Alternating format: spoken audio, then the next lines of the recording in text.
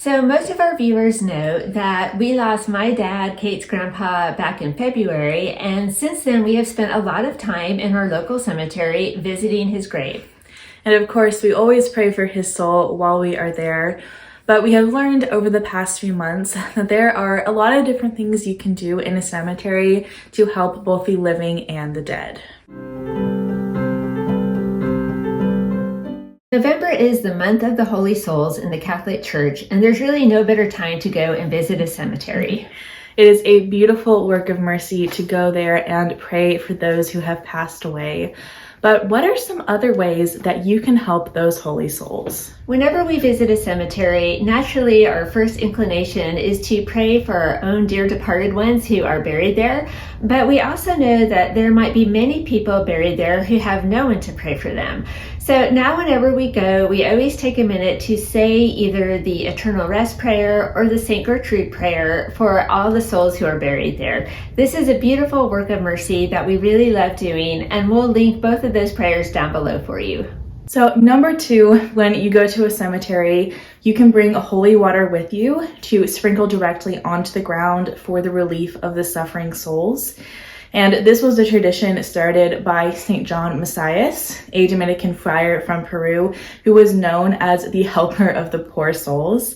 And he was also known to pray 3 whole rosaries daily just for the holy souls in purgatory. A visit to the cemetery to help tidy up or clean up the graves is a great service project for either families or a youth group. You can offer up your time working there as a prayer for the repose of the holy souls. Recently, this past summer, some of our confirmation teams teamed up with a Knight of Columbus, and they spent an afternoon in one of our local cemeteries, and it was just a beautiful day and a big win for everyone. So number 4 is to walk and pray. So we can get some steps in by walking around a cemetery and saying a rosary for all those who are buried there. And the movement and the fresh air is good for us, and the prayers are good for our dearly departed. And cemeteries are usually very beautiful and very peaceful places, so they're great for both activities. Number 5 is that you can attend Mass in your local cemetery. On November 2nd, which is All Souls Day, many churches will hold a Mass for the relief of the holy souls right in their local cemetery. Our church here has definitely done this a few times in the past. And just as a fun fact, Pope Francis also does this every year. Ever since 2016, he has said Mass in a different cemetery in Rome for the relief of the holy souls. This year, his Mass was in the Laurentina Cemetery, which is the 3rd largest one in Rome. So number 6 is to get together a group of family or friends and go to visit the grave of a loved one and reminisce.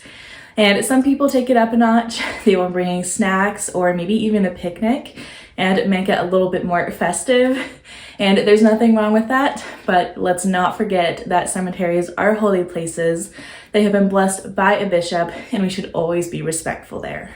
Number 7, you can just go into a cemetery and sit graveside and spend some quiet time reflecting on your own life and how things are going.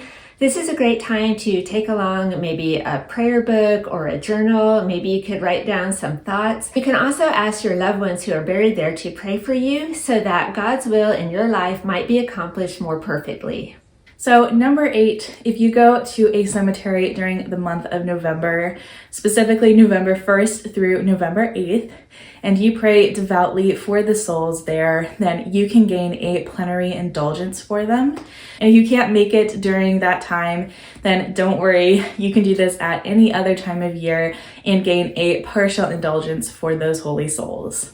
Number 9 is an idea that I like a lot because I'm a very visual person, and that is to take a picture of the cemetery and your loved one's grave in all the different seasons, spring, summer, winter, fall. I find the beauty of nature very comforting, and so I like to have that record for my own personal reflection. However, you could also share those pictures with friends and family who are far away and can't come visit themselves. It might be comforting to them also, and it's a good way to stay connected. So number 10 is to decorate the grave of a loved one for a special occasion.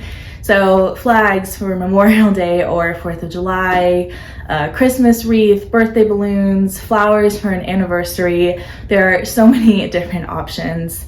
This year for my grandfather's birthday, my aunt placed an inflatable happy birthday shark balloon on his grave, which he was an avid fisherman back in the day. So that just made us all smile so much. And this is a great reminder that even though these people are gone physically, they are still always with us and they will always be a part of our lives.